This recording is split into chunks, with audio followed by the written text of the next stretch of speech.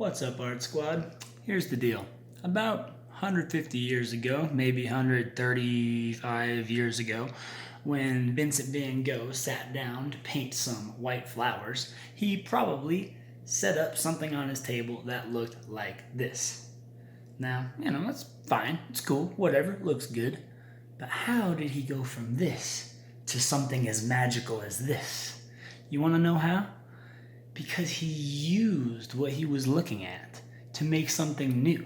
He made something expressive, something expressionistic. He put his own feelings and thoughts and personality into what he was looking at. And we can do the same thing when we make art from a photo. When you're making art from a photo, it might be best to head outside, explore, and take your own picture to make art from. But if that's not an option, no worries. Click the link in the description below. I've got this whole gallery set up for you, so you can scroll through all these cool photographs of people, places, things, animals. Some of the photos are even taken from outer space. I've got people playing music. I've even got dinosaurs in here. I mean, they're not real dinosaurs. They're sculptures of dinosaurs. For example, this guy. Okay, I am really inspired by this one. This is the one I'm going to be making my art from. If you're pretty good at making realistic art, steps 2 and steps 3 are going to be pretty simple for you because you know what to do. So I just say, have at it. Make it realistic. If you don't want it to be realistic, or if you're not sure what to start, follow these next steps, all right? You already did step 1. You picked your photo. Now, step 2. It's hard to take it and just turn it into art. It's easier to turn it into shapes. Then, you turn your shapes into art, all right? So step 2, don't turn it into final art yet. Just turn it into some simple, pretty shapes. Check it out. So I'm going to start with that mouth shape. That is a very distinctive shape there. And I'm going to purposely work in Sharpie so that if I make a mistake, I have to keep it. I actually like mistakes. If you make a mistake, something that you didn't plan to do, that could be a good thing. It forces you to be creative. All right, check it out. So I'm starting off with this mouth shape right here, and I am not worried about making it realistic. His mouth, to me, almost looks like a zigzag. All right, so I took this mouth shape that I'm seeing here, and I turned it into a simple shape. So he's got this zigzag triangle mouth. Well, that's what I drew. I drew a zigzag triangle mouth. Now I'm gonna do his jaw. His jaw actually seems to go off the bottom, so I'm actually gonna just make this line right here, back here, for the back of his jaw. See that? Maybe I'll even do the bottom of his jaw. Okay, cool. So I'm definitely drawing this different than what I'm seeing. Just like Van Gogh, who didn't copy the flowers, I'm not copying this. I'm using it to make my own art. Now I see this shape back here at the back of his head. It's sort of, again, another weird triangle-like shape. It's like a triangle with a curvy top, and then another zigzag for sort of like the back of his skull. All right, so it's sort of a triangle that I never finished. Now look at his eye. His eye isn't quite a circle, but I'm going to simplify it. I'm going to turn it into a circle. There we go. And then his eye is a circle within a circle. I accidentally made this shape here. That's a happy accident. That looks like his eyelid. See? There's no mistakes. Or rather, if you make a mistake, use it. That's why I'm drawing with this permanent marker. I really love this beautiful shape in front of his eye. It's another triangle. I just keep seeing triangles here, triangles with curvy ends. So there we go. It's a triangle that goes all the way off the page. He also has this beautiful frilly thing up here, which to me looks like a half circle with some rectangles on it. So there we go. There we have it. And then in here, another triangle I see in the corner of his mouth. He's got this weird triangle with a curvy line to it. All right. Now, and each of his teeth is a triangle. Oops, that one's a square. And I'm going to leave that one a square.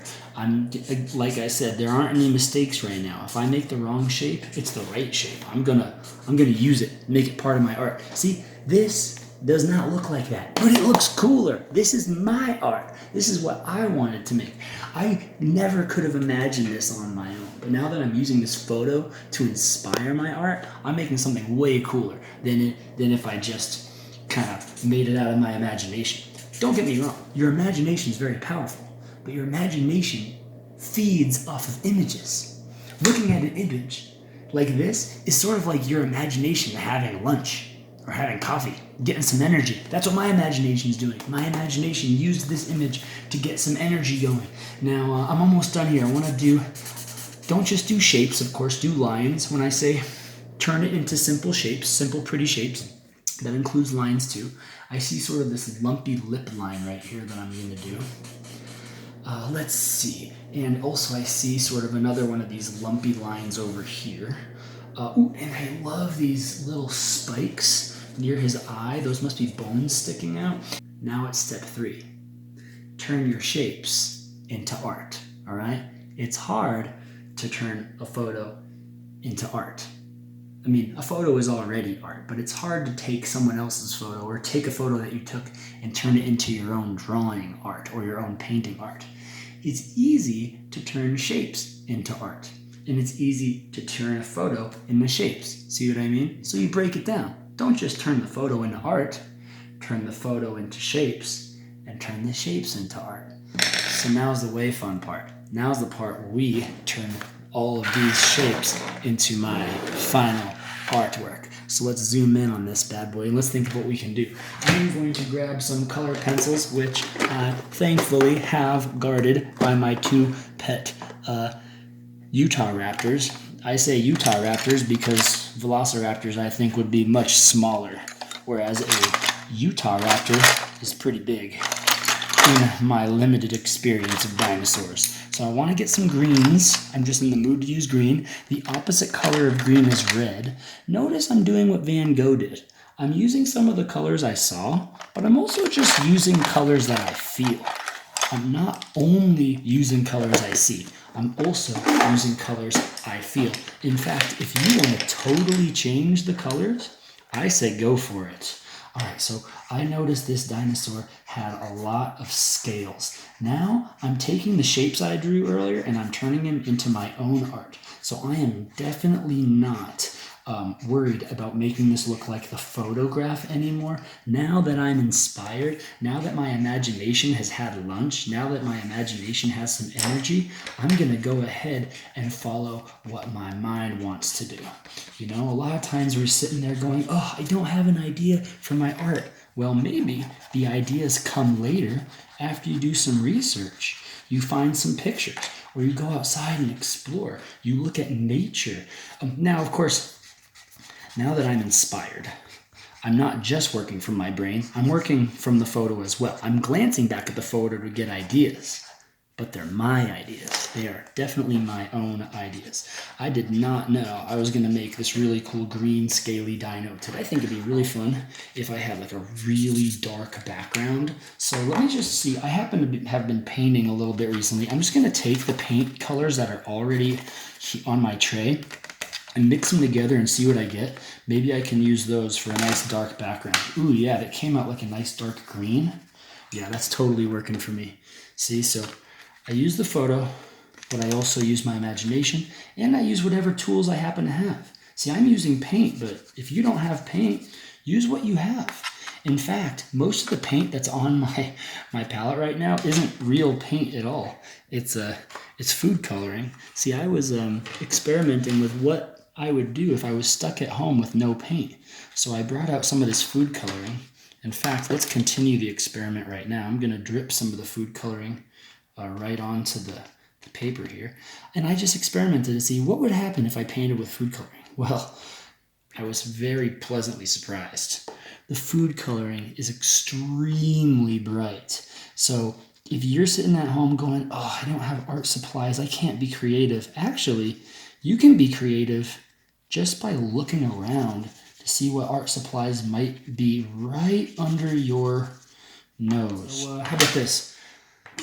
Let's go with something really simple for the rest of it. Let's just go color pencil. I'm going to take all these scales that I made and I'm going to color each one in. And so even though I'm coloring kind of messy, it's going to look neat because each shape that I color in is so small. So I color each one in a different direction. And then eventually, if I keep up with that, it's going to look awesome. Now, it'll probably take me a while, so let's go ahead and speed this part up.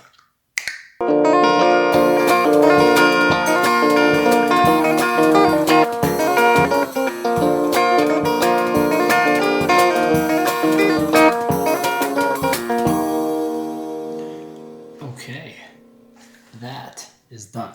Now check this out. I am so proud of this. When I first started off, I did what a lot of y'all might call a mistake. I had the mouth go all the way off the edge, where on the photo it doesn't do that. Now, if you did that, you might have thought, oh man, I gotta quit or start over. That's a mistake. But the thing is, it's not a mistake. You're supposed to mess up the photo because you're making your own thing out of it. I mean, think about Van Gogh. He took ordinary flowers and made them magical. Well, I took this pretty cool, dino sculpture, and I turned it into my own work of art with my own personality. You can do that too. It might be intimidating to get a photograph and just say, hey, I'm going to make some art out of this. So don't turn the photo into your art. Just turn the photo into some shapes. Then turn your shapes into some art. It can be super realistic with color pencils and shading and all that, or it can be more expressionistic like this, where it's super loose and it's full of feeling and emotion. It can be whatever you want. You don't have to do the dinosaur. You could do any image on my gallery. I had so much fun making art with you right now. Stay wonderful, stay prehistoric, stay paleontological, and stay awesome. And I just noticed one last finishing touch. Hold on. There. Now it's done. All right. Thanks for making art with me right now. You stay awesome. Can't wait to see what you do. Peace.